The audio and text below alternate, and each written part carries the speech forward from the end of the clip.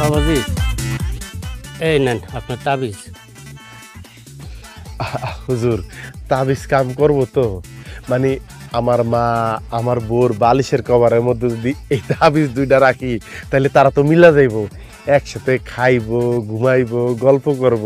হ্যাঁ, মানে এক ঘরের নিচে সুখে শান্তিতে তারা বসবাস করবো, ঠিক না হুজুর? বাবাজি, যদি তাবিজে কাম করতো তাহলে আজকে আমি সংসার ছেড়ে রাস্তা রাস্তায় ঘুরি না।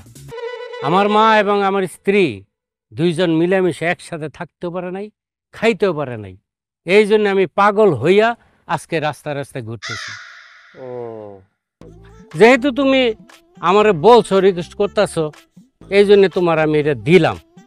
দেহ উপকার হয় কিনা। ও হুজুর, হাদিয়া কত হইলো? না না বাবাজি, হাদিয়া দেন লাগবো না। শোনেন, আপনার যেটা দিলাম এইটা দিয়ে যদি আপনার কোনো উপকার হয়, তাইলে ভাবমু আমার জীবনে যেই সমস্যাটা হয়েছে, আমি দুঃখে আছি, কিন্তু একজন তো উপকার হইল। যদি কাজ হয় পরে দেয়া যায় আর কি বাবাজি। হুজুর, দোয়া করেন। আল্লাহ ভরসা।